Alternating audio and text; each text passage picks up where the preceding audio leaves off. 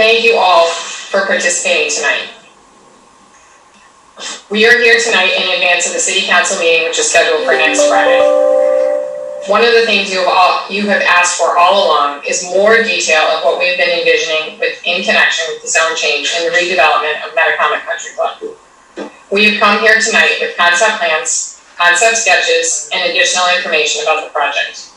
Specifically, we are asking you to take a second look and take careful consideration on the zone change and working with our company to redevelop this property as a mixed-use town center. As you may have heard, we have also started to advance our plans for a by-right development. We felt it was fair to take some time tonight to show you some comparison between these two projects, so that you and your entire community will have an understanding of what is before you and what is before City Council next week. We are developers. We are going to acquire the Metacomet Country Club property. We will be redeveloping the property, and we very much prefer to proceed with the zone change and the mixed-use development. But ultimately, we need your support and that of the city in order to do anything outside of what is by right. Zach, are you ready? Sure. Just making sure technologically everyone can hear us and whatnot.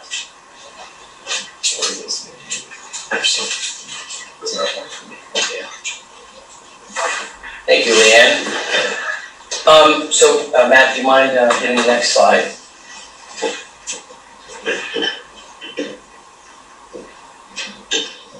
Thank you.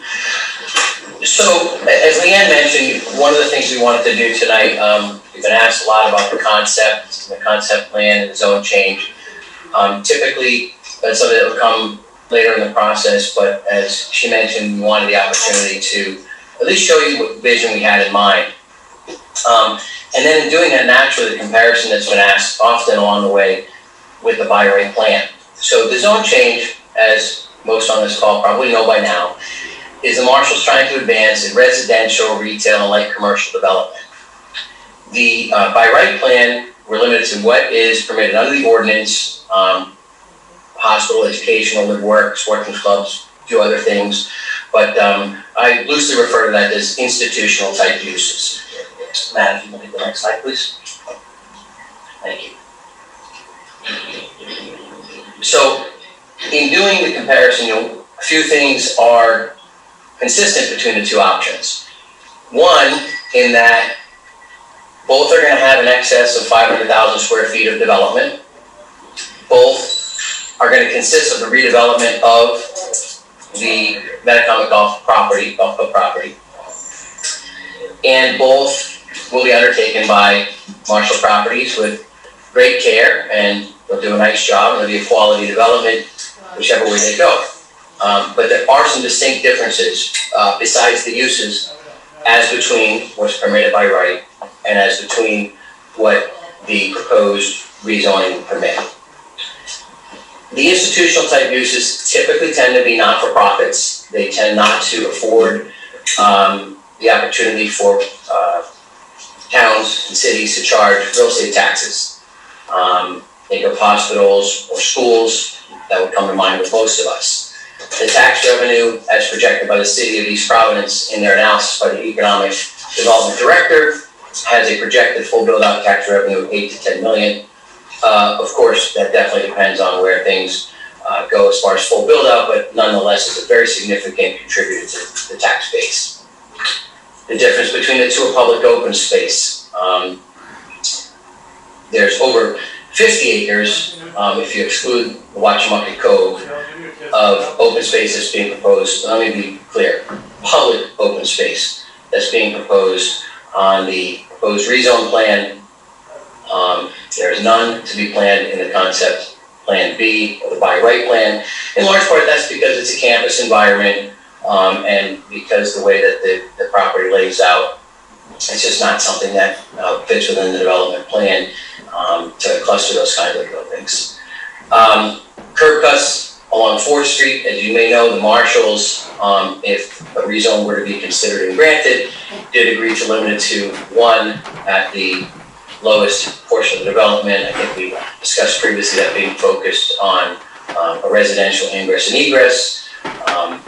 Otherwise, more traditionally laid out, you'll see there'll be 3 curb cuts that are being proposed in the by right plan. The buffers, and I'm focusing on the buffers on Ford and Fisher because that's obviously been the focus of our community engagement, community feedback. The by right plan, you obviously would proceed with the by right and or required buffers is 50 feet. On the proposed rezone plan, it's a multi-configured buffer. You're looking at the plan on the screen, but it has an average of about 211 feet. 75 at the smallest, 375 at the largest, and I do want to raise a point of comparison.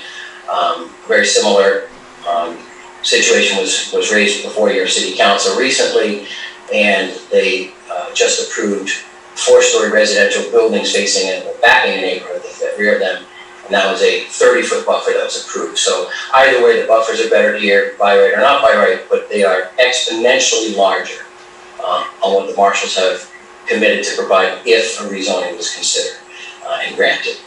Wildlife impact study, as you may or may not remember, the marshals committed to do a wildlife impact study in connection with a rezone project. That's not something that's that is a ongoing requirement under the zoning ordinance with respect to the by right plan. And additionally, the marshals asked me to point out, you can very well see that the wildlife habitat is a lot more opportunities for them, if you will, in this proposed concept A plan, as opposed to the more fully developed campus layout of the by right plan. The design review process, which my colleague,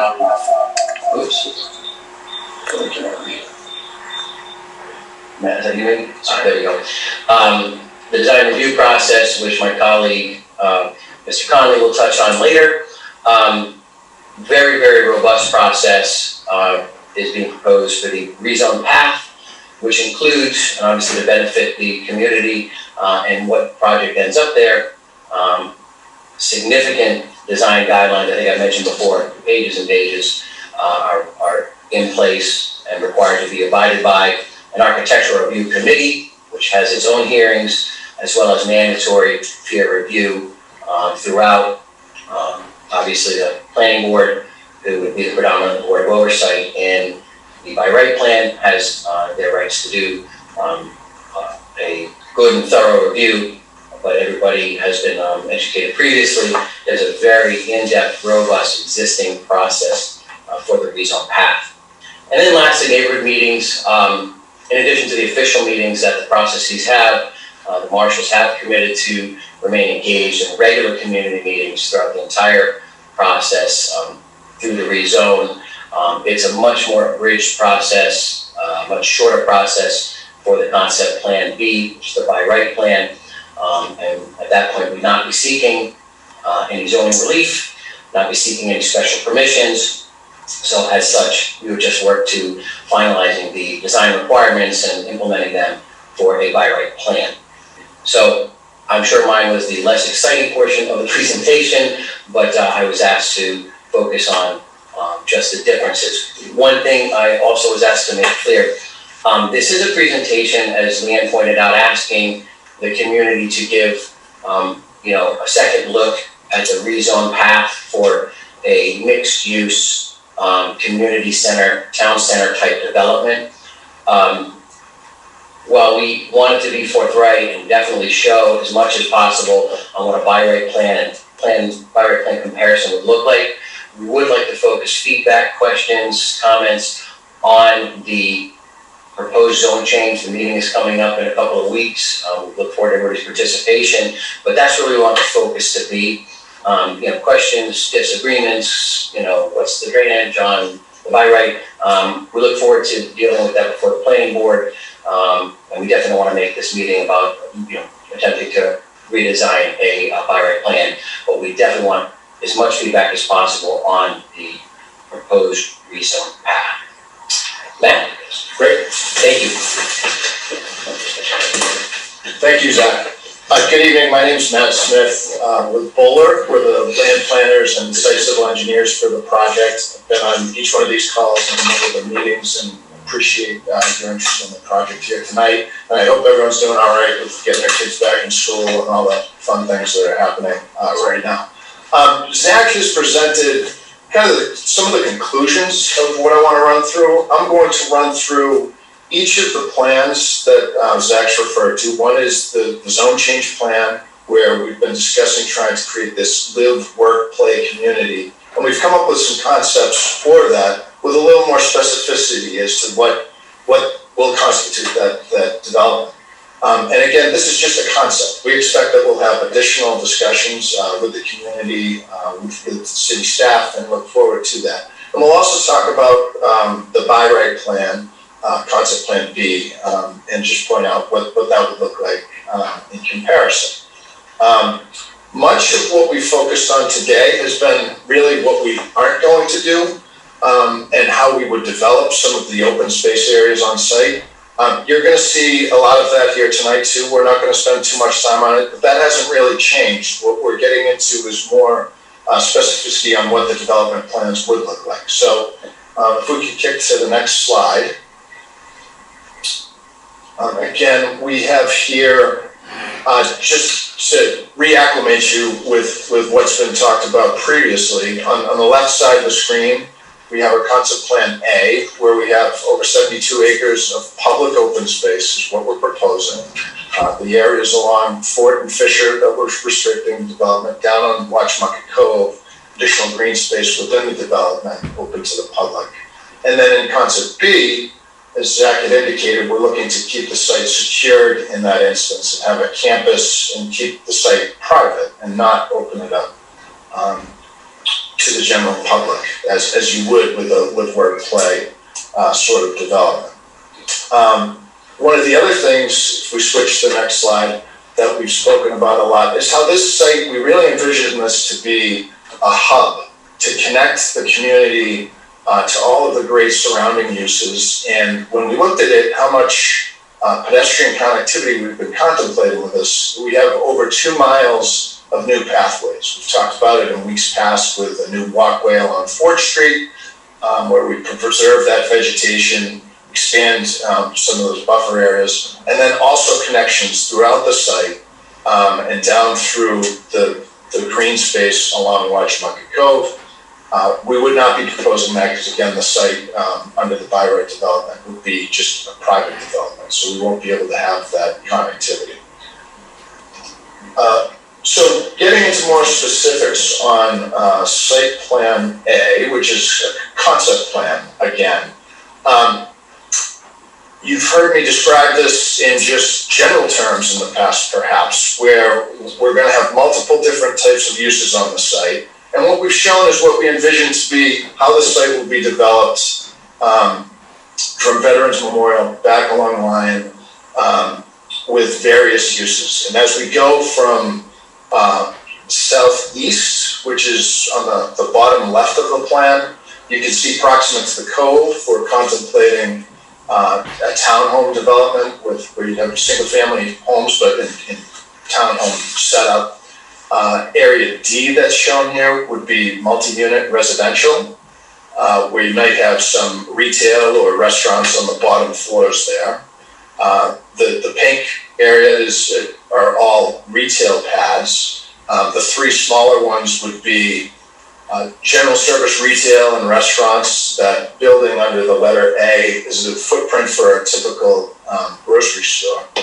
And then beyond it in the light blue is what we're calling Metacomet Commons. And you can see a large green area out in front of that too, which would be a common area. And then we have some artist renderings of what this would look like that we'll speak about a little bit too. And the idea behind this is it's going to be small format retail with a Main Street feel, not unlike a Mashpee Commons type of development. And when we look at the summary table on the right side of the plan, we still have over 72 acres of open space. And then the way it breaks out, we have about 120,000 square feet of multi-unit retail in the pink areas, another 120,000 square feet of the Metacomet Commons area, 230 units of multifamily housing in the area D, and then about 36 units of the townhome development. You can see ghosted in the area F, we've shown what further residential development there would look like, which is what we expect would come, but we don't expect that would be coming for some time. We can move on to some of the images. This you can see would be standing on the common area and looking up into the Metacomet Commons. We've come up with what we think is a good starting point, somewhat of a lighthouse iconic feature on the site that would draw you in, give you a real cool sense of arrival to the place as you get there and do your shopping. Moving to the next shot, this would be a cafe or a restaurant. This is clearly post-vaccine with the spacing of the people here.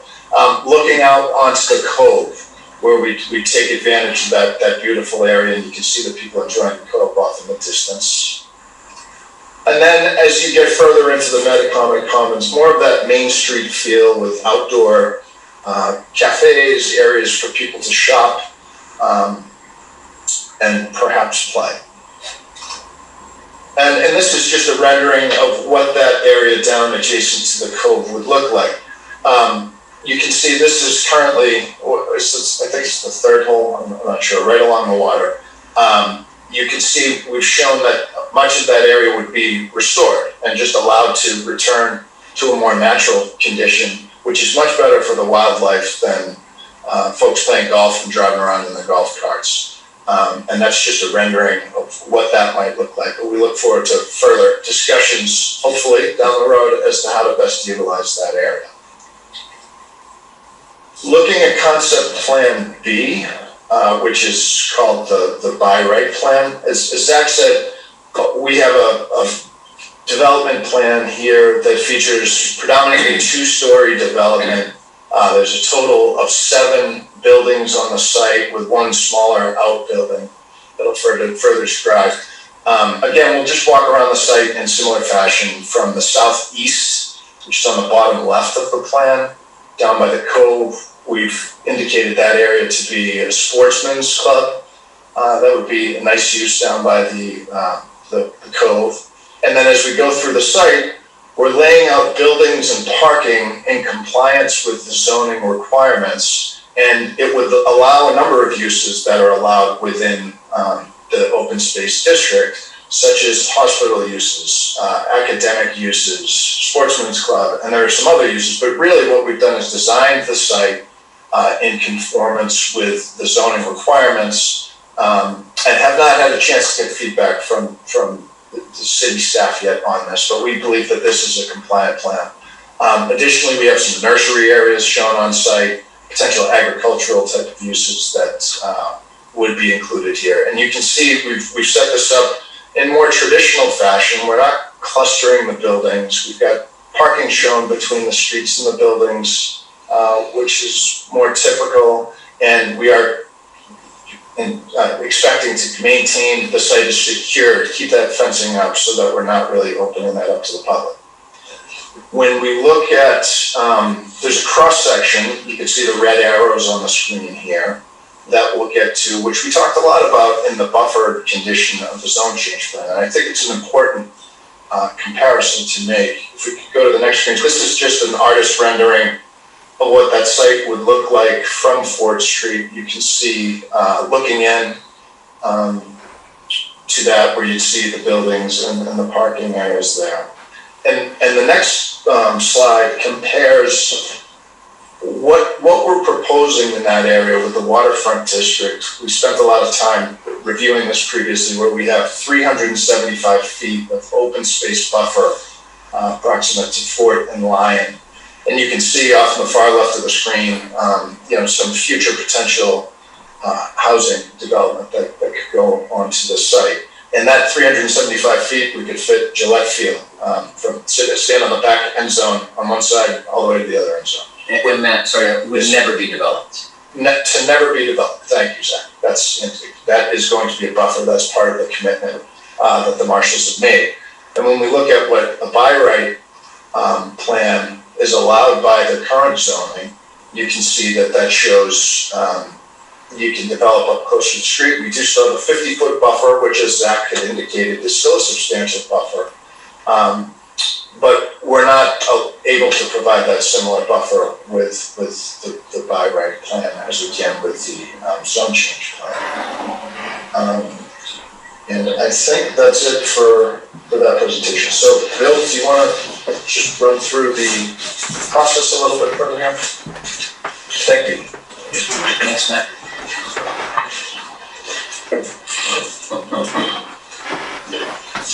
Thank you, Matt. I know that Zach addressed some of the same points I'm about to talk about at the beginning of our discussion, but I really felt that it was important, for full disclosure, utter transparency, to really look at the comparisons based on some of the most important considerations that have been identified through the Marshall family's public engagement. And so, one of the things that we've talked about from the beginning, we still think it's important, is that the city's own economic development office did a calculation based on the types of uses that are available in our concept plan A and the concept plan that we've been talking about. And the city's economic development office determined that will generate about $8 to $10 million of annual tax revenues at full build-out. The open space concept plan B, the reality is that the uses available for development in an open space zoning do not generate the tax revenue that concept plan A can. It doesn't generate it for a number of reasons. The uses allowed, based on value, don't generate the same, or anywhere near the same kind of tax revenue. Just as importantly, the cultural, recreational amenities that would be associated with our concept plan, they generate revenue as well. In an open space uses, that can't happen. The public open space component, perhaps the most talked about issue through this entire process. 72 acres. Now, Westmoreland Code does account for about 21 of that, and we know that. But within that 72 acres, adjacent to the 21 acres on Westmoreland Code, hiking trails and a publicly accessible wildlife preserve. Utterly unique in the city of East Providence. Nothing else like it exists, nothing else like it, perhaps in the state, exists with this combination of cultural, recreational amenities and this commitment to these hiking trails and a publicly accessible wildlife preserve. The pedestrian connectivity, very important. We heard a lot about that in the public discussions that we've engaged in. And in our concept plan A, we have over 2 miles. That has been a commitment made by the Marshall family in this concept plan. Given the uses that would be available to us in an open space, by right development, none are required, and there's no way to achieve that kind of design standard based on the uses that would be available. Curb cuts allowed on 4th Street. We realize how important that is to people. We realize how important that is to our neighbors. The Marshalls have committed to a single curb cut. The concept plan for the open space uses simply cannot accommodate that. It shows 3 curb cuts on 4th Street because the uses available in that zoning for development simply cannot accommodate the commitment that the Marshall family has made in regard to the curb cuts on 4th Street. The buffer to 4th and Fisher Street, adjacent to the residential. Now, under our concept plan A, there's 75 feet to 375 feet at an average of 211. Again, based on the commitment by Marshall, and it's being highlighted so you know what I'm talking about. Thank you. Under the open space, zoning and design, and what we can do and what we would have to do as a matter of right. 50 feet on 4th Street, Lyon Avenue, and Veterans Memorial Parkway. Wildlife impact study. Once again, before any approvals of anything, another commitment from the Marshalls. There will be a wildlife impact study done, and it will become part of that robust process that Zach talked about in his introductory remarks. In the by right plan, they're really based on the uses, based on how it would have to be developed. There's no wildlife impact study that really can accompany that. The design review process. And, maybe as the lawyer for the Marshalls, one of the lawyers for the Marshalls, this is what I think goes to the core of the comparison. The reality is that the process in a by right plan goes to the planning board, has the review that's provided for in your existing everyday zoning review, and that concludes the process.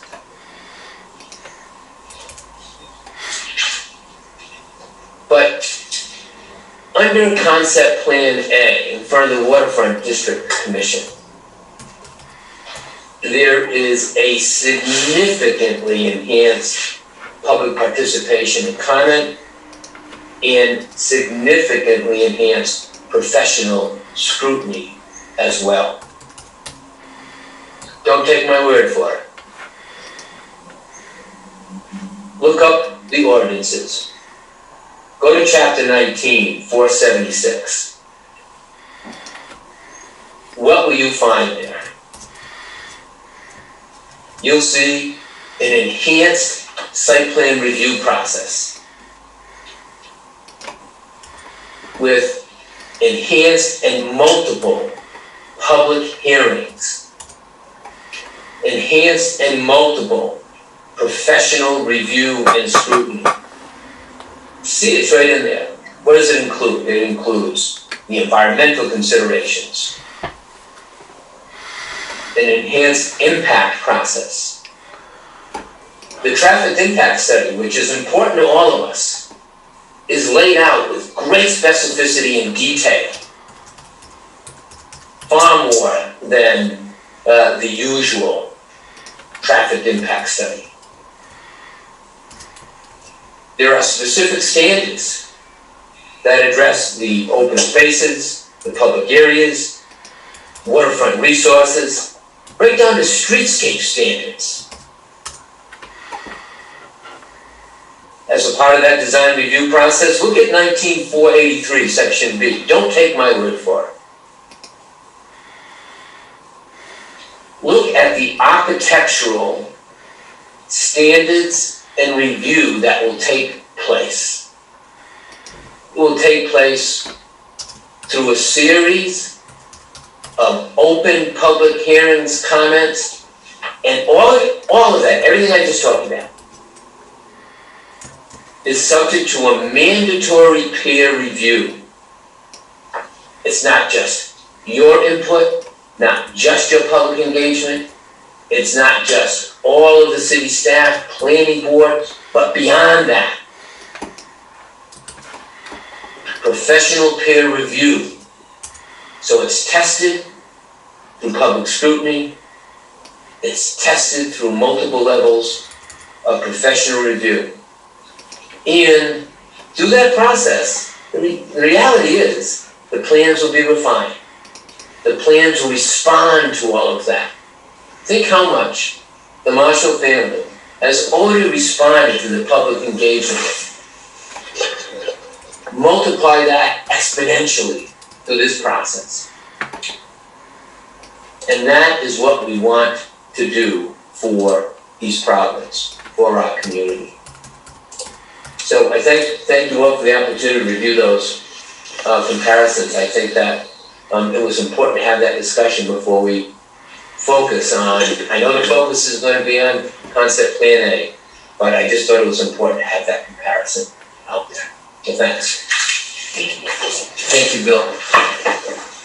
And actually, I was just thanking Matt for the technological save. We all thought we were on facial view, and I just said that we were on the whole table view the whole time. So any impassioned facial expressions or hand gestures were seen microscopically, but at least the audio is working.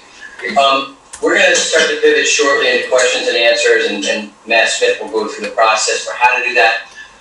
One thing I also wanted to just add, so everyone's aware, as you know, it was 25th, right? That's the meeting before the city council. It's on a Friday, definitely not picked by us. I know this is the first time a lot of you are seeing some of the more fleshed out concepts. Again, we were happy to do it, even though it's a bit more than one typically does for a rezone. Usually it's more of a planning process, but that's fine. And we had actually hoped to do this with the community over 60 days, but we're working with the decisions that were made, and that was to have the meeting 30 days later as opposed to 60. So we did want to acknowledge that and apologize for some of the timing.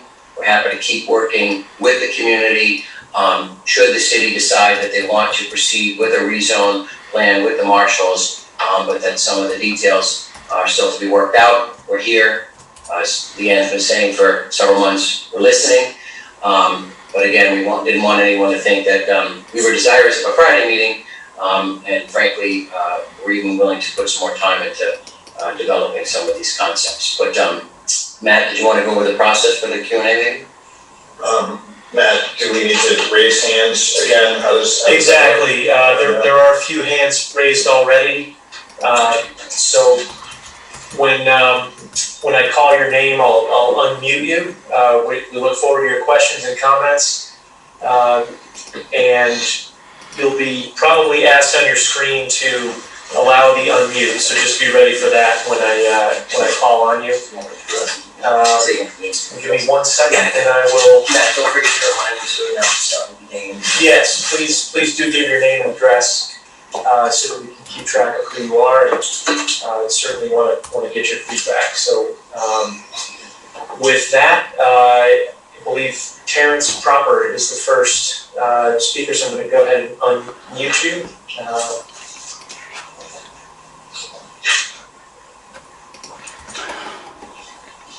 And then you need to click confirmation. And then you need to click to confirm.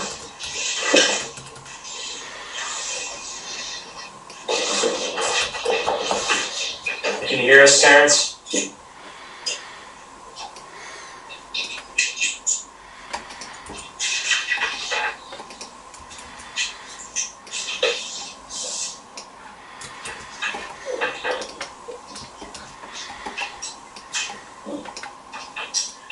All right, Terrence, I'm gonna try the next speaker. We'll come right back to you. Lynn Miller, I'm gonna go ahead and unmute your mic. Please. I think she just popped up. Hello? Hi, Lynn. Good evening. I have a question about the cove. I thought we were going to be given the cove, and now we're not. Lynn, nothing's changed with how we proposed it. When you say the cove, I'll say the land around the cove. Nothing's changed. Well, it's not the land around the cove. We were told in the past meetings we would get the cove for aquatic recreation. Yeah, That's so I know where you're going with this, Lynn. We appreciate the feedback. We will definitely work with the town, but all property in our proposed zone change, if it were granted, all property to the marshals around the cove and that extending the cove that does in fact belong to the marshals would be for public open space, and we look forward to working with the city to determine precisely how they'll be utilized. Thank you for your question, Lynn. Terrence, I'm gonna try you again here.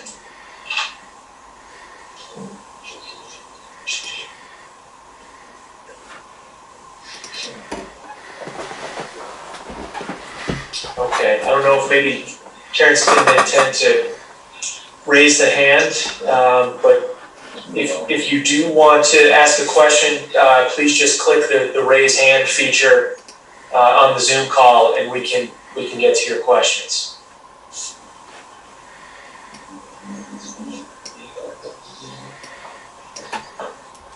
Okay, Ernie and Ann, I'm going to unmute you here.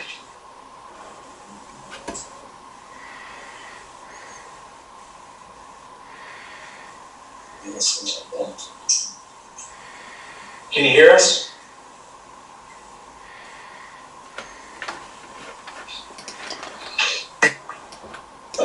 There we go.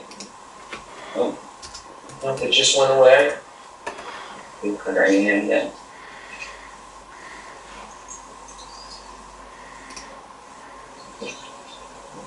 Okay, looks like you're still muted.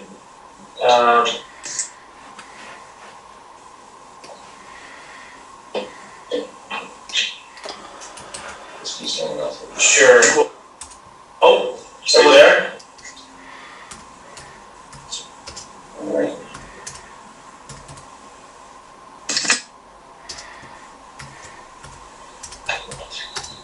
Maybe we re-instruct. So everyone, if you do want to speak, we'd love to hear from you. We just need you to raise your hand in the Zoom call, and I can unmute your microphone from here. Dennis looks unmuted. Dennis, can you hear us?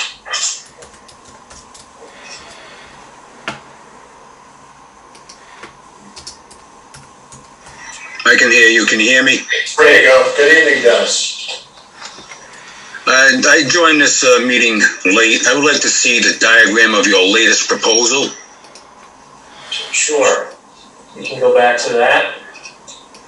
Are you seeing our screen right now? All I see is two gentlemen.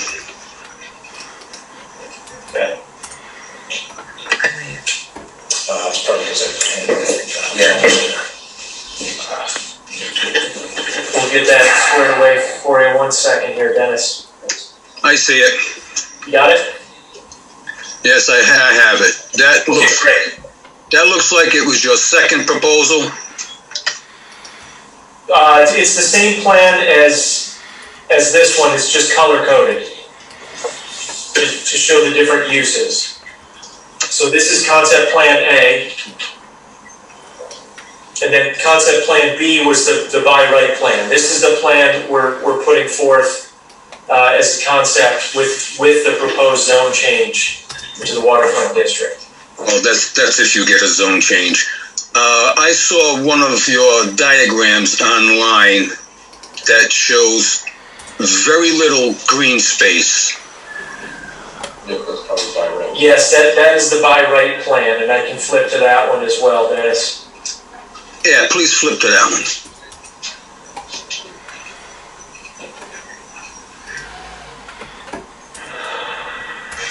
That's this plan here. I don't see it. You will in a second. There's just a small delay.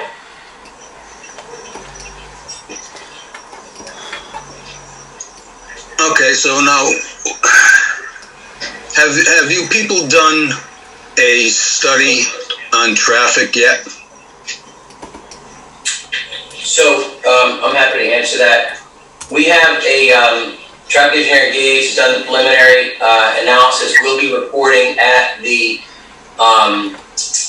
city council hearing on the 25th, but please understand that it will not be on this plan that you're talking about. The same level of traffic review, as Attorney Conley pointed out, is not required for the by right plan as the requirements that are set forth in the Waterfront Commission District requirements. All right, thank you very much. You mind giving us your name again, sir, and address? I don't know if we got that. Dennis Pacheco, Borough Street, East Providence. Okay, thank you very much, Dennis. Terrence, are you on the line now? Lost my chance. Who's that? We can hear you. Can you hear me? This is Ann Pencourt. Hi, Hey, Ann. hey, Ann, you didn't. Oh, I'm sorry. I figured out what was wrong with my computer. I'm so sorry about that. I have a quick question. The last meeting that was held at Martin Middle School, they did talk about tying in the plans with Pierce Field and the ballpark.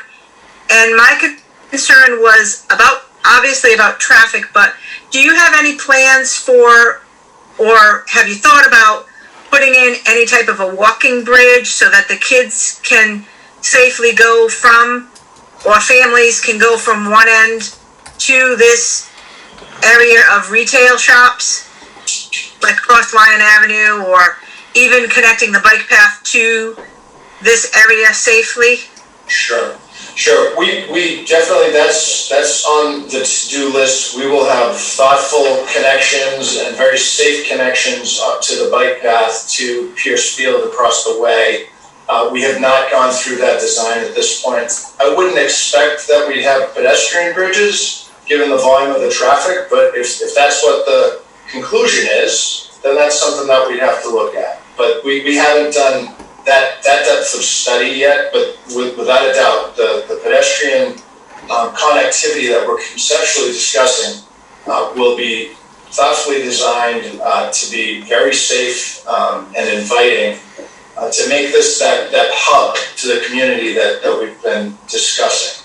And if it's, my concern also was, if it's on, that's Parkway to the bike path, if it doesn't block any views and doesn't look unattractive, because I know I've talked to other people and I said, oh, my biggest concern is like some type of a walking bridge or whatever you want to call it. And they said, oh, those are so ugly, they don't look good, it won't fit in to the neighborhood. And my bigger concern was the kids on Lion Avenue now, because I live on Larch. So Yeah, sure. I'm right off of 4th Street, and I know we walk up to Pierce Field all the time, and when the ball field is open and they're playing games, obviously right now school isn't doing sports, but when there is more activity, especially in the summer when kids are allowed to play, there is a lot of kids on bikes and kids walking, and that's my concern. If traffic is busier in the area because of the retail shops, and obviously because of housing, Sure. Yeah. that's going to be handled. And one thing I wanted to add to address your points and questions is, much of this site is designed to have interior site, pedestrian walkways. So, for example, people have spoken about the shoulder, sidewalk, whatever may or may not exist on Fort. We would bring that within the site, so you can walk up Fort within the site, walk along Lion within the site. So, number one, 100% we agree with you. This is a 2020 and beyond development. So, pedestrian friendly connectivity, the ability to people to, utilize the land in all fashions, bike, walk, whatnot. And it's one of those also items we're emphasizing it. We want you to know it's super important to us. It's such a planning level issue that at a zone change, we definitely wouldn't, design crosswalks, walking bridges and things like that, but 110% important to us. We want people to be able to get to and from our site safely. And we intend to have people, not just work and play, but also live. So yes, and more yes, and we're on it. We're going to work with the DOT, the city, as well as your input and community, both for the formal and informal process, but we're super sensitive to it right now. We just wouldn't design much more than this if we are given the privilege to proceed with the rezone. I understand. I just didn't realize that bridges and things like that were not considered right now. I just was concerned because traffic will definitely be heavier on Lion Avenue, and that's where a lot more children play. Obviously, they don't play or ride their bikes usually on Vets Parkway. Right, yep. No, and we're committed to it because the connectivity to the Fields Trail is important for us. We view that as an amenity to the development as much as the development amenity community. So we want it tied together safely. Perfect, thank you so much. Thank you. Yes, great question, thank you, Ann. Okay, Isaiah Lee, I'm gonna unmute you. If you could just give us your full name and address, we'd appreciate it. Hi, can you guys hear me right now? Yeah, good evening. Okay, Isaiah Tobias Lee, 5 Lois Avenue. I live pretty close by, not exactly in East Providence, but pretty close. I just wanted to say, I was raised in Oregon, for about 8 to 9 years, and recently I've been seeing a lot of my, hometown burned. I've been seeing videos of ash in the sky, and I think that right now of all times, it's kind of ridiculous what you guys are doing. And I'm just wondering why this money can't go to something else, like an environmental project, like you guys could support environmental protection agencies. That's all I gotta say. I think you guys should change your careers. Yeah. Have a good day. I know you aren't gonna respond to that. It's totally fine. Thanks, Isaiah. Thank you. All right, Paula Pendleton, I'm gonna unmute you. Can you just give us your full name and address? Appreciate it. Hi, I'm Paula Pendleton, 87 Beverly Road in Riverside. And I'd like to comment particularly because, can you hear me? Yes, we can. Good evening. Particularly because I traverse this way every day, back and forth to work. And I have a couple of questions. First, could you show the side-by-side, your concept A and the by right? Side-by-side? Yes, ma'am. First few slides. There was some more, The one where it shows what you will and will not do.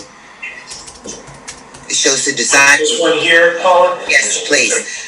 So I understand the full concept A and concept B, but what I'm not hearing from you is on concept plan B, you're showing what you're not required to do. Is that what you will not do? Will there be no design review as part of concept B? Is that what you're saying?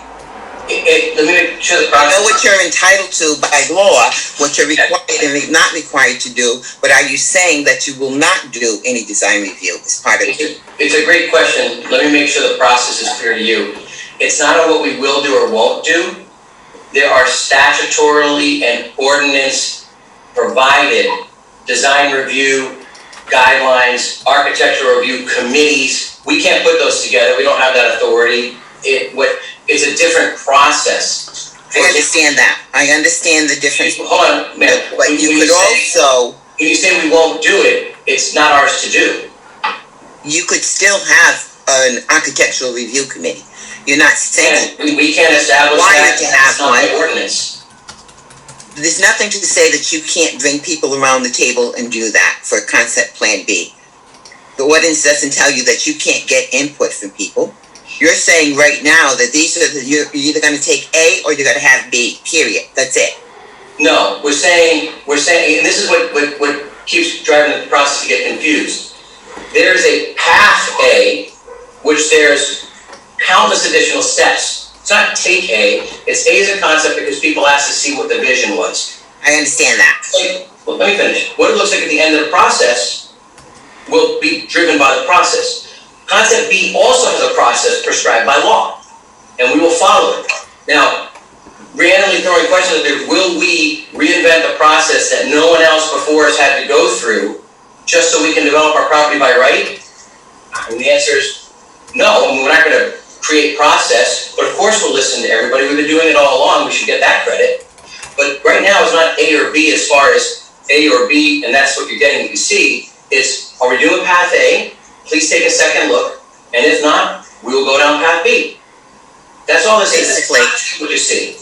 I get it. You answered my question. Could you please show concept A? You showed it a little more fleshed out potentially, in the future, with I think it was Site F, where we'll be more developed with more housing or more whatever it is. That plan, ma'am? Yes. So at some point, I'm assuming all that's going to be developed. What's your time frame for that? Are you thinking 5 years down the line, 10 years down the line? Any idea? 10 years. I mean, we really don't know, and our focus has really been on what I'll call the front side of the site, proximate to the Veterans Memorial and Lion. But we just wanted to, these are large areas. That area F is 34 acres, and I look at this stuff all the time. I have a good idea what 34 acres means. Most people don't understand that, so we try to provide some context. It's a reasonable expectation that would develop along the edges with residential development. And if it did, it would look something like what we've shown ghosted in there. Right, did you show one that was a little more filled in? I thought I saw one where it was a little bit more developed than what you like right now. No, and I'd guess that of the 34 acres, what we're showing there is probably 20 of those acres, maybe a little bit more, of what that development might look like. You could expect if that part of the site, if you look at the area B and C, if that was really successful, you might expand that further down. If the townhome development that we're ghosting in was really successful, you might expand that up into F. And then if the multifamily, which is in the yellow tones, was particularly successful, you might develop that up. But that's not something, the brightest minds couldn't answer that accurately right now, just because we had a big piece of property and we're gonna see what the market bears, but we're confident in this approach. Speaking of the market, you showed A and B side by side, and one of the potential items for B was hospital. Are you referring to an actual hospital, or what type of hospital? As a possible usage for B, hospital. Ma'am, what we prefer to do is, as I mentioned earlier in the outset, we have a hearing coming up on the 25th regarding the concept A and the possibility of a zone change. It's all set forth in the ordinance, and you get your copy if you gave us an email address. It's laid out what it is, but we don't. You know how we struggle trying to tell you what's going to go in every building in concept plan A that we've been working on for a very long time. We definitely don't have the use mix laid out for concept plan B, but what we do have is the ability to see what can be developed and to start the first phases of development, and then tenants will come and we add more buildings. That's the way that it pretty much works in most of these. But we really like and we can be more specific for you with concept plan A. I look forward to the meeting on the 25th, the city council meeting. Thank you. Thank you. Thanks, Paula. Okay, Curtis Betts, I'll unmute you next. If you could just give us your address and hello. Okay, yeah, my name's Curtis Betts. I'm on Beach Point Drive in Riverside. Good evening, Curtis. Good evening. So you've referred a number of times to commitments being made by the developers, or commitments that will be made. Yeah. Would you commit that Plan A, or something very like Plan A, is the maximum build-out that you will ever request? No. Yeah, I mean, at this point, we can't. What we can commit to, and we have agreed to, is the areas that we've designated for public open space would never be developed. It's a condition of the zone change. No. So the answer to the question is no. Okay, the second question I have is, will the promises that you're making be made in a legally binding manner by the current owner of record prior to a vote on the rezoning?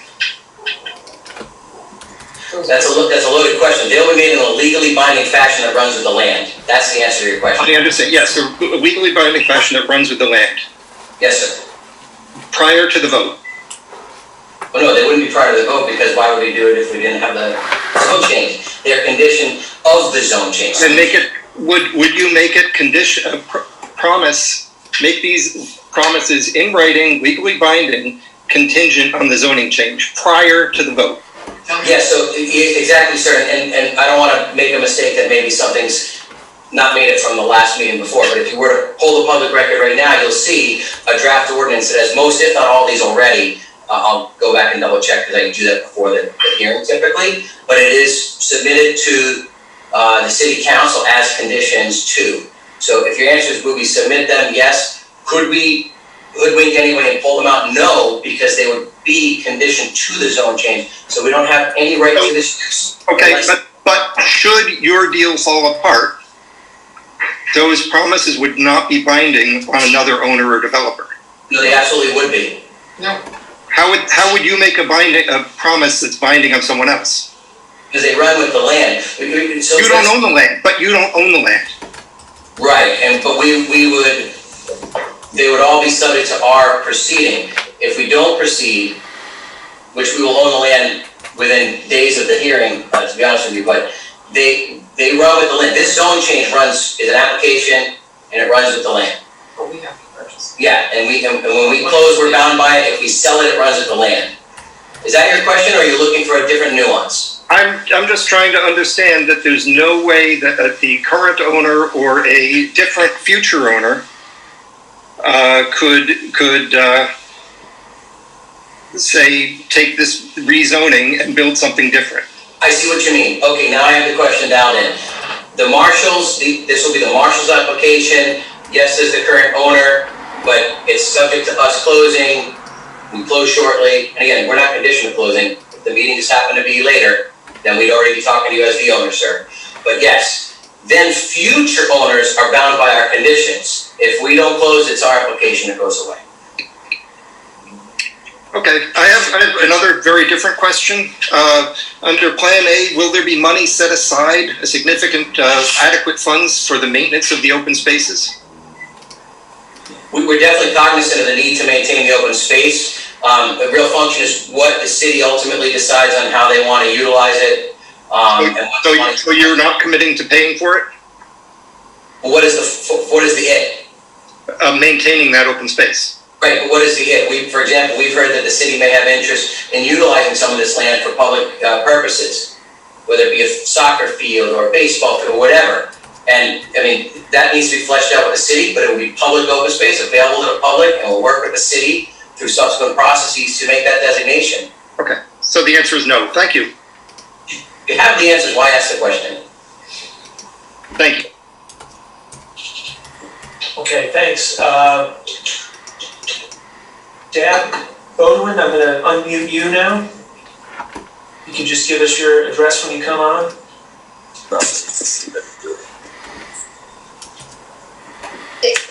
Hello, can you hear me? Yes, you can. Yeah, good evening. Yeah, hi, this is Renee Chicoine.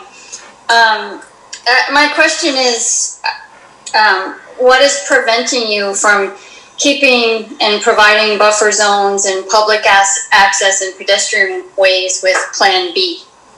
I know of many public institutions where you can access the land and plenty of open space.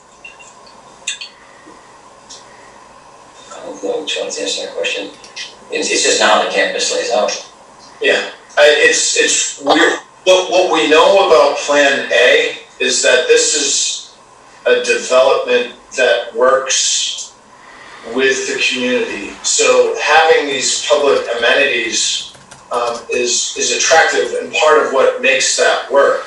If we're not able to develop the site in that fashion, the site's going to be developed in a more private way.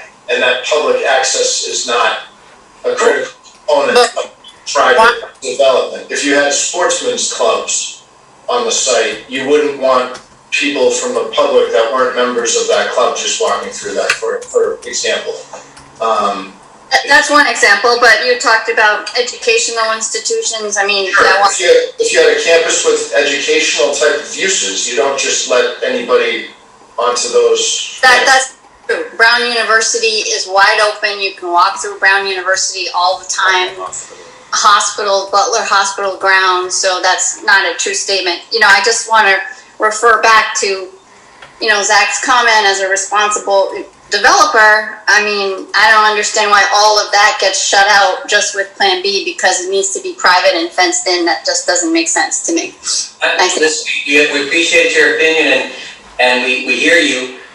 The reality is, one is a development that envisions integration with the community, and one does not. I mean, you mentioned the Butler campus, it's got a wall, it's got entryways, and while I guess people can go on it, I don't think the folks at Butler would consider their grounds public open space and walking trails and everything else. We hear you, and we're happy to talk about our plan at the planning board, if in fact we have to go forward with the by right development. But we would like to focus, feedback, constructive feedback on how folks might see concept plan A with a zone change advancing. Thank you for your comment. Linda Love, I'll unmute you now. If you could just give us your name and address when you come on. Can you hear me? Yes, you can. Okay. Linda Love, 1290 South Broadway. And my biggest concern is traffic, because anytime anything is done on the highway, traffic in front of my house is a nightmare. So I know you've addressed this somewhat, no traffic study, but that's a concern. Also, when I spoke to Leanne about a month ago, she said, even if this doesn't go ahead, you're in it for the long haul. So with so many people opposed to it, I guess my question is, why are you so adamant of coming into the city and building where you really aren't welcomed? Sure. Well, with respect to the first question on traffic, as Bill and I think maybe I mentioned earlier, we do have Jeff Dirk, Vanessa Associates. He will be presenting at the hearing before the City Council. But again, it's important to understand the process. We're trying to put the property into does have a much more robust, much more detailed requirement for traffic study, traffic mitigation. It also enables advanced considerations of infrastructure, things that can address what you're talking about. In the planning process, there will also be a traffic report prepared, and we'll have to deal with traffic issues. But it's just a different level of consideration by statute and by the process that's prescribed. So we agree traffic is a concern, and we agree we're going to have to address it, and we will 110% dig in along the lines of what the process requires. As far as the second comment, I mean, I think I want to speak for Leanne, but when you mentioned long haul, as I talked to my colleagues throughout this process, I mean, the marshals are developers, and akin to a farmer, if the soil doesn't support tomatoes, then corn it is. They're in it for the long haul, that they're going to buy the property, they're going to be a good tax-paying citizen, and they're going to develop the property because that's what they do. They're going to do it within all the bounds of the law. They would prefer to do it as a community process for a rezone, but we have to abide by the laws. And if all we can do is what's permitted by right, then that's what's going to happen, as opposed to, we could continue to advance with a rezone if the community got behind it, and have things like design charrettes and the design review board and the architect review committee and things where we can really get into granular detail, which the greatest thing about these processes is it's clear the community does want to get into them. How are we going to cross the street? What are the buildings going to look like? How are we going to handle traffic? We want to get there, but we have to be able to define a path. So the long haul is, we're developers, we're going to be here, we're going to, do our best to be, all that we can be for the community, but at the same time, they're developers, and they're going to develop a property, and they hope, they can have a different way to develop it, but we acknowledge that we're not permitted to do so, so alternatively, we're left with no choice. It's easy to say walk away, but I can assure you, it will be then the next developer that comes in and wants to develop this piece of property, and the marshals want to stick it out and find the path that's lawful and ultimately produce something good for the city. We just hope that folks see consequence. Yeah, no, I mean, But in the light of the economic light right now isn't really conducive to putting in more development. It's just the opposite. I mean, there's stores closing everywhere. So why not just sit on it for a while then? And listen, we hear what you're saying, and the public process of zoning and site plan and all that. I mean, we have an economist and a lawsuit reporting at the city council meeting, but rarely do we get into, that kind of debate with the neighboring community, because this is what the developers do versus, what anyone else does in their day job. We don't want to tell them what they should do. We do have great confidence in East Providence. We do have great confidence in Rhode Island. Marshall, particularly in East Providence, because their life here. Well, I have seen some of the things you've built. I don't really want those built there, to be honest with you. They're ugly, big box buildings. We don't want them. But thank you for your time. Hold on, man, 1 second. Go ahead. 1 second. I'm happy to depart from my role as the Marshall's attorney right now and let you know that I represent many developers, and many developers develop different buildings for different environments, for different properties, for different settings. I do believe that members of this team has referenced such projects as Mashpee Commons, town center type developments. You saw the concept sketches, thank you, Matt. To suggest what one person builds in one property is reflective of what they're gonna build in the next is just not true. I can give you a list of developers as long as my arm, that some things look like what Matt is showing you right now, and some things look like big box development, and some things look like standard office buildings, some things look like industrial parks. So this is what we're doing. But that's just a concept. You know that's not going to be built. Yeah, well, I disagree that that's not what's going to be built, but additionally, man, we don't need to argue.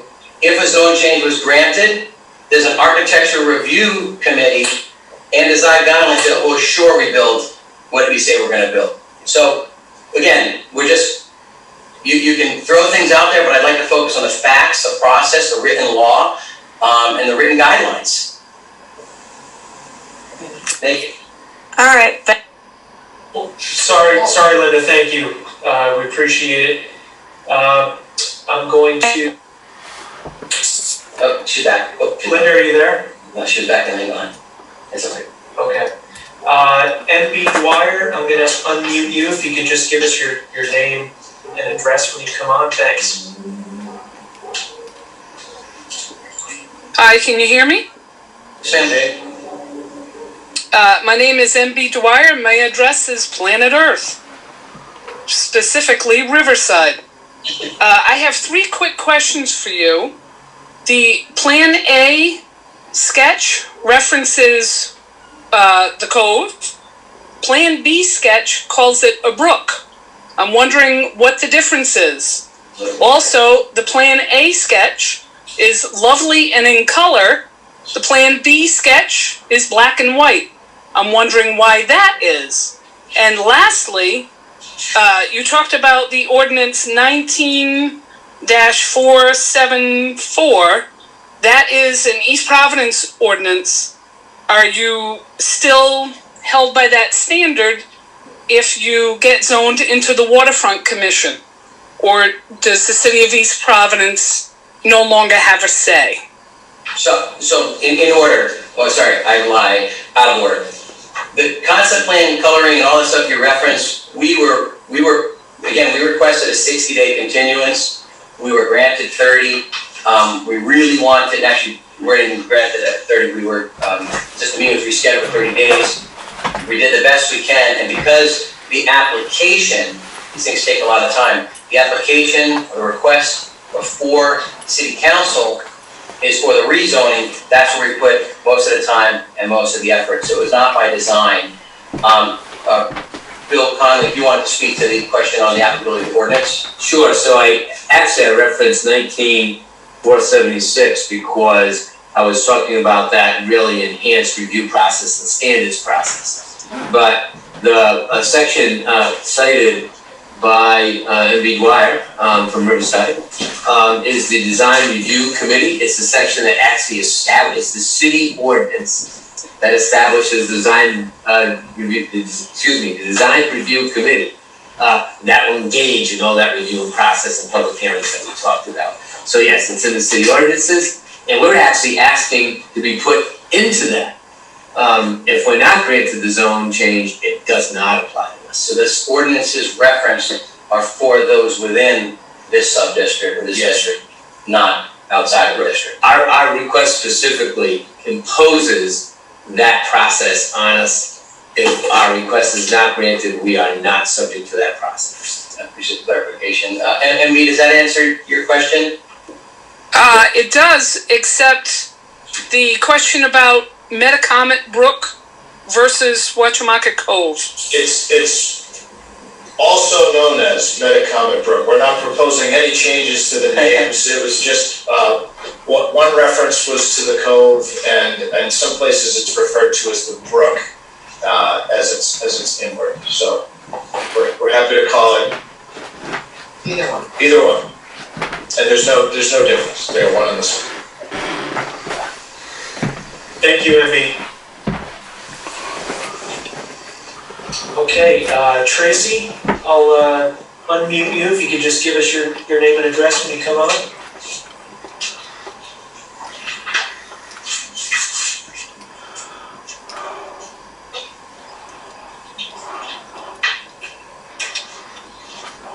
Tracy?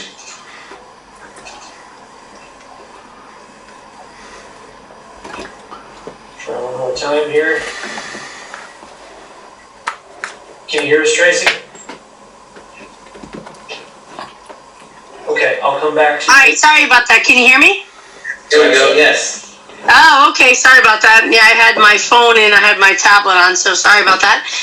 Yes, my name is Tracy Finkbeiner, and I'm at 37 Fisher Street, which is in East Providence, which abuts the golf course, well, Metacomet Golf Course. And, well, I don't know. I have, I guess, a lot to say, I guess. This whole Plan A, and if we don't accept it, Plan B is kind of screw us, I guess. It's kind of upsetting, I guess. A lot of us who own houses around here, figured basically nothing would ever happen with the golf course, but obviously here we are. But the fact that they plan on building God knows what, and said again, if we don't go with Plan A, then they'll build whatever at Plan B. That's kind of like unsettling, I guess, because something obviously needs to be approved through the plan, through the city, through the planning and the zoning and etc. But again, most of us, again, there's only about maybe 7 houses that actually abut the golf course. And it's kind of upsetting that everyone is saying, or at least on Marshall, that if we don't go with Plan A, that they're just going to get rid of the buffer zone and everything else. And right now we have just a beautiful, open land that we look at, and there's probably at least, instead of 30 feet, there's maybe 1,000 feet that we, open land, trees, grass, and everything else, and all of a sudden we're going to look at buildings. So that doesn't make sense for people who have been here for like 40, 50 years, that this is okay. I don't understand why this is something that they would want to do. That's all, I guess. And our property values could go down. Yeah, and our property values are completely going to go down because people who bought in this area bought because our backyards are literally the backyard of the Metacomet. Like, I don't want to look at, a building or an apartment. I don't want to look at anything beyond what I see right now. And we've been paying taxes for 40-something years, and that should, say something to everyone else who lives here. So, it's Ms. Finkbeiner, right? Did I get that correct? Yes. We are empathetic with what you raise, and I think that's part of the reason we're hopeful that folks in the community, particularly the surrounding neighborhood, would support Plan A. A couple of, just realities. Let's get off of our neighborhood, our particular property. The project was just approved where, people's front yards were a 7-acre stand of trees. And now, because of law and because of other people's property owner rights, not just yours, but the people that are around you, they have a 3-foot buffer before staring at the side of 3 4-story apartment buildings. That was just approved a couple weeks ago. And that's because each property owner has their right. And what's been a little challenging in this process is we're trying to be empathetic to what you're saying. We agree, but for example, you've enjoyed, I'm using your measurements, 1,000-foot backyard, but it's not your backyard. So we're trying to say, look, let's come up with something that works for the community. Let's give you a nice, beautiful backyard. Let's concentrate the uses in the right place. Let's do the right thing by the abutters. And that's what's been struggling is, well, no. We don't support anything. Let's just leave it the way it's supposed to be. We're definitely empathetic, but that's not only not the way that the law works, but it's not the way that the community's been working all throughout the city. I've been in the neighborhood that I just referred to earlier. It's a very nice neighborhood, very nice houses, just like along Fisher and Public and Fleming and Bentley, very similar construct. And they went from 7 acres of trees right in their backyard, front yard, to 4 stories, 30 feet away. And the marshals are saying, look, depending on where you're on that border, but it's got a net average of 211 feet. There should be dialogue amongst us all to preserve a reasonable balance while respecting the other property owners' rights. And we didn't create the open space zoning, and that exists. And if we're stuck living with it, that's great. But we really prefer to continue our work with the community, have you support a zone change, and give you something special adjacent to your property that'll stay that way forever, and you won't have to worry about it, and something special as a community asset by way of the proposed development. Where she lives, we're committing 150 feet versus 50. Yes, it's 150 feet, where we believe your home is, it's 150 foot. Worry about our property value. Yeah, I'm just, like I said, I'm just saying, I understand, I totally, and do not, everyone on Fisher Street is totally against the most recent approval for another 3-unit, 2-bed townhouse at the end of our dead-end street. It's gonna just create nothing but chaos, parking, and everything else. But again, that's a separate situation that we're having to deal with besides Metacomet, okay? So this is like, we're literally getting it from both sides. There's a development going at the end of our street, which is right behind Waterview Villa, which we have always been a dead-end street for, 40, 50 years. But here it is, someone's building something there, and now there's going to be traffic going there. But whatever, we understand. We are not against development in East Providence. There are certain places where it doesn't belong. I guess East Providence is almost 97% developed. Why? We need to keep as much open space as possible. And again, I understand, again, we bought houses. There's only about 7 to 8 houses on Fisher Street that abut the golf course. Everyone, and again, I'm not saying that it's any worse or anything, but people along Fort and Lyons are kind of across the street from the golf course, and I'm not, saying that it's any worse, but my point is, we bought houses here because our backyard was Metacomet, and for 100 and something years, that's the way it's been, and that's why we bought houses where we bought our houses. So my point is that they need to keep these buffers as large as possible, because we have paid our dues, we've paid our taxes for, I've been paying my taxes here for over 20 something years, and there's plenty of neighbors who have been here longer than that. And we don't want to have neighbors in our backyard. I think, again, against Fort and Lyons, or Lyons and Vets Parkway, is makes a little more sense, but again, like I said, we need to keep as much open space as possible. There's so many developments going on, whether it be the end of our 4th Street and off Wampanoag Trail, Leonardo Farm, there's supposed to be, I don't know, maybe 26, 27 houses going up. Newport Avenue, there's going to be 140 something units. There's so much development going on. Like, I think everyone needs to just take a breath here. We don't need to destroy open space that is the golf course as we know it, and build a bunch of stuff that's going to be empty in 15 to 20 years, like everything else is currently. I mean, Venus de Milo is getting sold. What's the other one?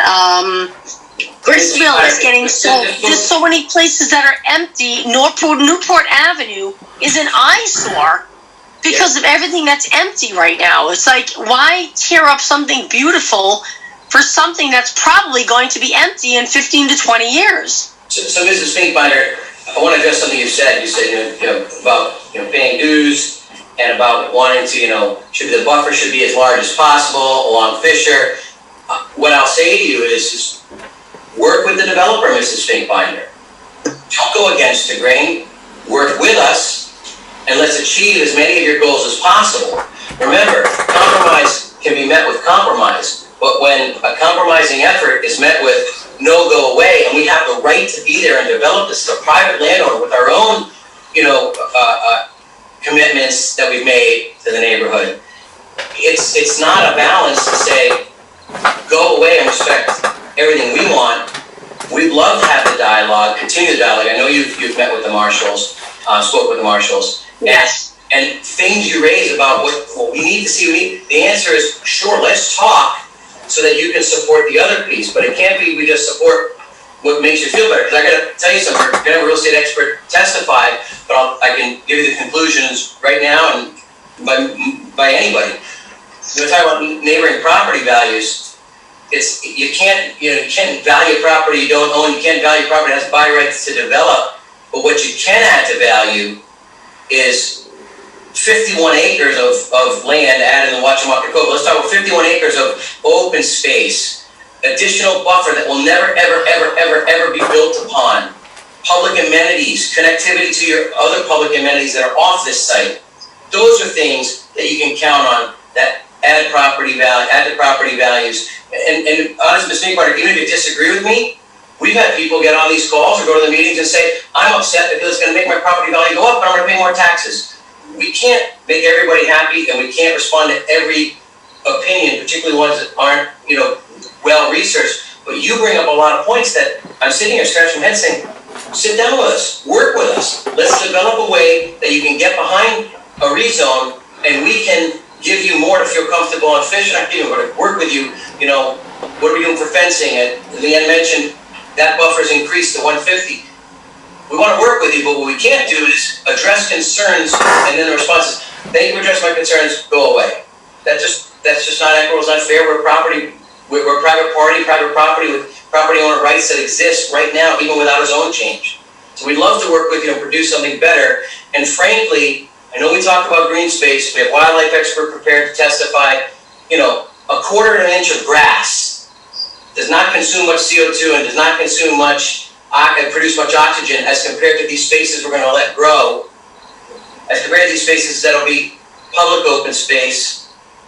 Talk about people keeping it green. We believe that this is advancing the city of East Providence, advancing amenities to the neighborhood, and keeping it significantly green publicly. And I think that we keep losing these things because people get sound bites and, what about the coyotes? With what? Greens and golf carts and people hitting golf balls 300 miles an hour? The wildlife experts aren't going to speak too favorably about that. But growth with walking trails, they like that.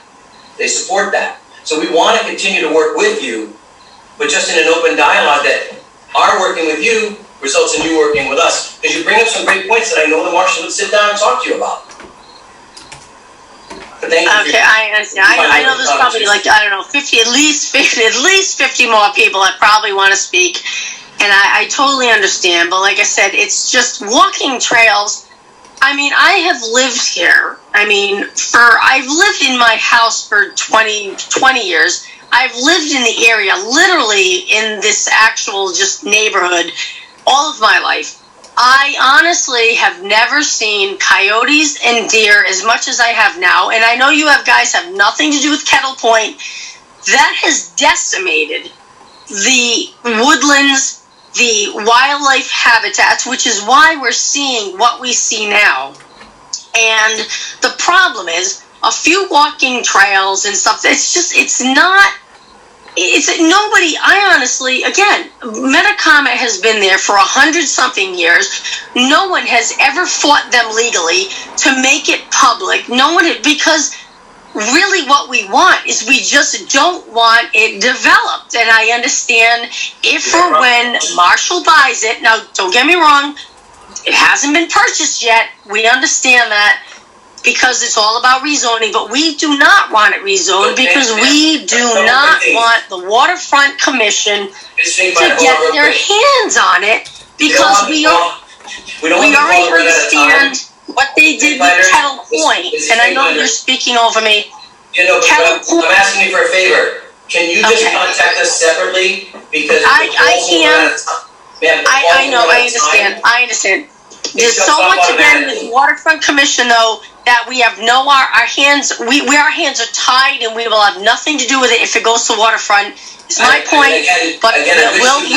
I wish you would listen to our prior testimony. We even have to go back to the planning board as part of the Waterfront process.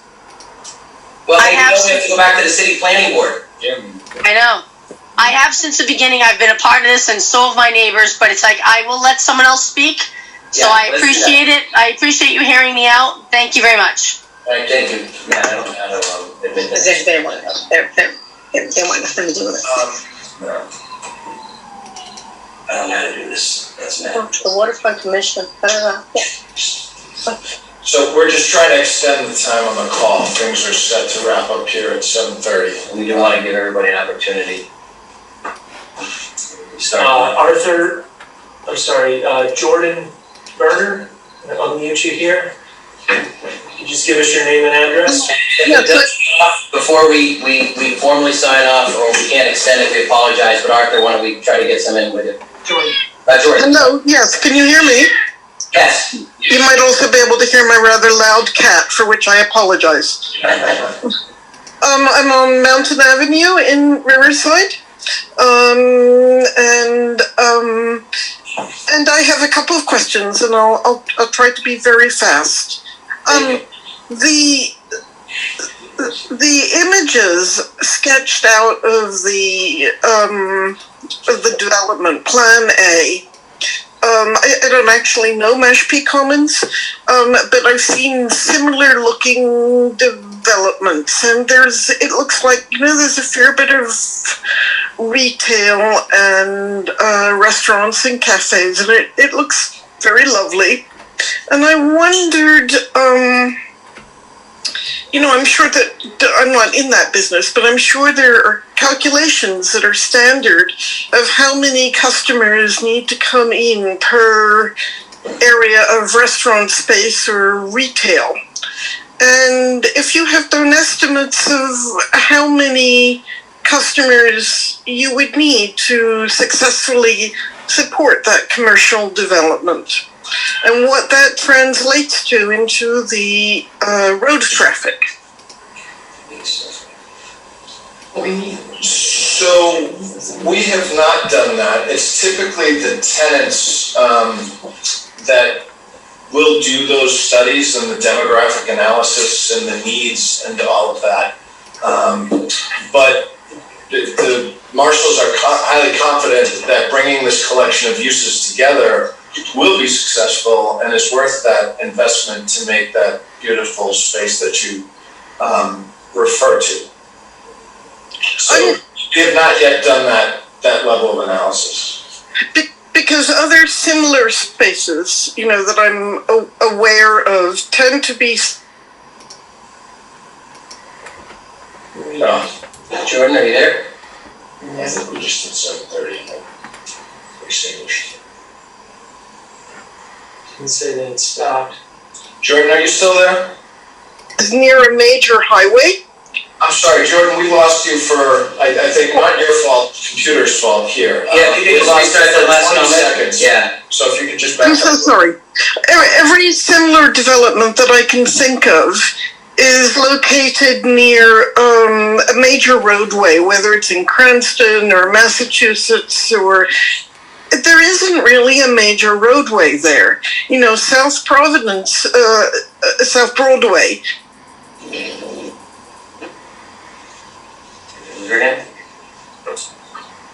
Jordan, are you still there? Might be something wrong with your microphone, Jordan. Yeah, I mean, you want to give like a general. So generally speaking, Definitely quite snarled, and you know, are they thinking that there would be a major, you know, that road would need to be expanded to a 4-lane highway, or how would this work, actually? We're just gonna, your audio's cutting in and out, but I think we get your question. I'm gonna mute you and then we're gonna answer it real quickly here. Sorry, Jordan, thank you. So this type of development that we've been referring to, the live, work, play, we expect that a lot of the customers are going to live at the location. You're going to have folks that are going to a new grocery store that are also going to choose to go to some of the other amenities here. And we will do a full traffic study. A project of this size and scope will have mitigation that they need to conduct, and they can make improvements to the traffic. And I don't expect that there's going to be 4-lane traffic solutions, but we'll go through that analysis, work diligently with the city as well as with DOT, and make it work. It's extremely important to the marshals, to their prospective tenants, that this is an easy place to get to, that we're not making the traffic worse, and that this will be a place that folks want to get to, and we'll make the investment to make that work. We just haven't done those studies at this time, Jordan. Thanks, Matt. Richard Ferreira, I'm going to admit you now. We've got about 13 minutes until the call wraps up here, so... That's bullshit. I'm sorry. What was that? I don't think you So, Richard, I'm bringing you on now. If you can go ahead and unmute yourself and give us your name and address when you come on.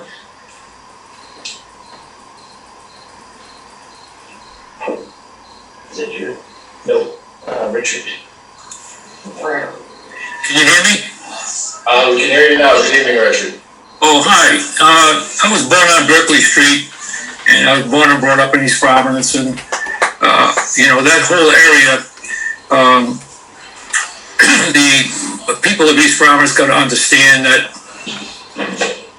years ago, that was a viable golf course, well kept and endorsed and maintained by the membership. Society is changing now. We don't have the same kind of memberships there that they had in those days. We used to caddy there.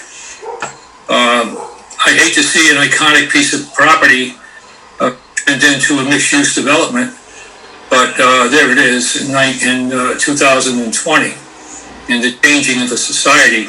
My main question, though, is the Wachamoket Cove area that I see as an open space, is that as a brownfield? It's very polluted. And is Marshall or any of the developers going to take any responsibility for cleaning that Wachamoket Cove area up? My second question, and I'll go quickly, are there any impact fees going to be paid by the developer? Is this in the future for the widening of the roads, 4th Street? If there's no entrances on 4th Street or down by Public Street, if the only entrance is going to be on the Parkway, it's going to create a severe traffic problem, which can be mitigated by impact fees. So I have two questions. Could you answer those questions quickly and get off? I appreciate the question, and thank you for the opening acknowledgement. As far as the Wachamoket Cove, you know, to the extent that there's contamination, around it and it's soil to be disturbed, we 100% will have to follow, all the requirements, soil management plans, if there's remediation, then remediation work plan.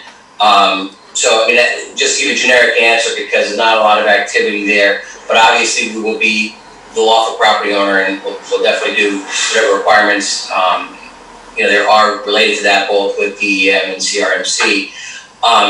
As far as the traffic mitigation, the traffic impact fees or the mitigation fees, impact fees you mentioned, as we plan now, we would intend to address the issues with respect to our development or the development actively. So as opposed to, I know what you're referring to is sometimes a fund and you say, okay, I'll give X dollars to the mitigation impact fee fund. For example, you mentioned 4th Street.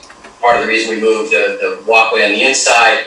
I'm sure the engineers will design also the curb cut radii, that one little curb cut down there, curb cuts on lines. So the goal is to contain as much on-site as we can, and then what improvements need to be done off-site, we'll work with the state and with the city to address that, and then to develop it. So I think it's more of an active mitigation we'd be planning rather than smaller developments, sometimes bigger too, but smaller developments tend to make a contribution to a fund that then gets collected and used later for significant mitigation, where we're intending to address it, I'll call it real time. Thank you. Thanks for your question. Thanks, Richard. Judith, I'm gonna unmute you, if you could just give us your name and address. Can you hear me? Yeah, hi Judith. Hi, thanks for taking my call. I appreciate it. I would like to know what kind of impact this development will have on our water treatment infrastructure. Do you have any idea how that'll affect us? When you say water treatment, do you mean drinking water or stormwater, or what do you mean? What kind of? Well, we are all, water coming in and out. I mean, we already are at, for our treatment center for any refuge and I don't know how to explain it. Sure. So the site. But I mean, you're going to have bathrooms and a lot more going on there. So we do have had problems with our treatment center here in East Providence, and we've had to deal with that. So now there's going to be more building. So I would like to know, what kind of impact will all of these apartments and housing and businesses have on East Providence's structure? Gotcha. Does that make Great question. sense? Do I make sense? So yes, that made total sense. Yes, I got you. So I thought you were referring to stormwater at first, perhaps, which will design the site in accordance with all the requisite standards of DEM and CRMC and the city, and we'll have state-of-the-art stormwater treatment so that we've got cleaner runoff coming off this site after development than what you have today. A lot of chemicals too. A lot less chemicals inside of the golf course. Well, what about the plumbing and The wastewater is that's what you really. wastewater? Yes, thank you. Yes, so the wastewater, we'll work with the city on the connections. There are fees that are paid to support that when you make those connections. And that's. So who's gonna pay those fees? You're offering us millions of dollars to help with our tax burden, and yet The developer pays that, you man. have to pay for the extra infrastructure on what you're building? The developer pays the connection fees, and then the sewer authority then determines where to spend it and what improvements to make. We're not running your sewer plant or your water treatment plant, but we pay the connection fees.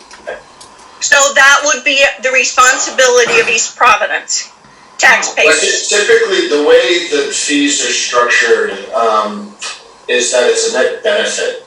When the fees get paid, the city ends up in a better spot. That's how they structure that. And we'll work with them. If there's some area, we'll have to analyze the receiving system. And we've had discussions that it's capably sized for the development, but that's very preliminary discussions. We'll work through that.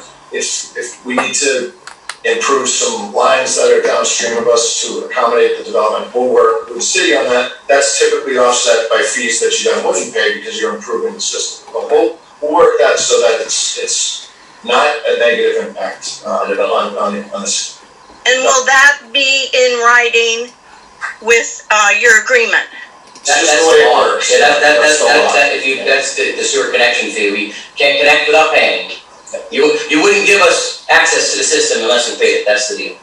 It's a good question. So, okay, so it could be that we're paying, the taxpayers are paying part of it and you're paying part of it. Is that what I'm hearing? No, we're paying the entire, it's called a connection fee, and the developer pays 100% of it. Okay, so that's the connection fee, but when it's fed into, our plants, Yeah, then we pay our sewer fees just like everybody else does, and it's based on a meter, and it's based on usage, just like everybody else. okay. Thank you for answering that. Thank you very much, thank you. How many more minutes do we have? We have 5 minutes and, Leanne want to give maybe some closing remarks? we just got one more caller on the line, Richard Palumbo. I will unmute you now. And this will probably be, all we have time for. Can you hear us, Richard? Richard? Good evening, Richard. I see one muted. Richard? Okay, it looks like, are you there, Richard? Yeah, it's just usually just say Okay. All right, well, the Zoom call's gonna end. We don't have any more hands raised, so I want to thank everybody for participating tonight, for the questions. I do want to remind everybody that the marshals have put out contact information. We would love, as I mentioned to Ms. Finkbinder, we'd love to have the dialogue to see how we get the Plan A, the project requiring the rezone, to an acceptable fashion for everybody. The request is that you give it a good hard second look. And you know, it's our intention to continue to work with you in that effort up until you know, the city makes its determination. And alternatively, we are closing on the property, and we'll work hard to do our best for the property. And if you have further questions before Friday, you can go to our website. Yep. You can go to our Facebook page. My email is in many different places. You're more than happy to email us directly. and on the notice, yep. You can call our office. If there is a way that you would like to have a conversation with us, give us feedback, constructive feedback, help us understand if there's things that you want or need, John and I are more than happy to come meet in a socially distant environment and have a conversation. So we welcome, and that was really what our hope is, we really welcome any thoughtful discussion that you want to have in advance of next Friday night. So. Matt, anything else for you? No. Thanks, everyone. Thank you, everybody. Have a good night.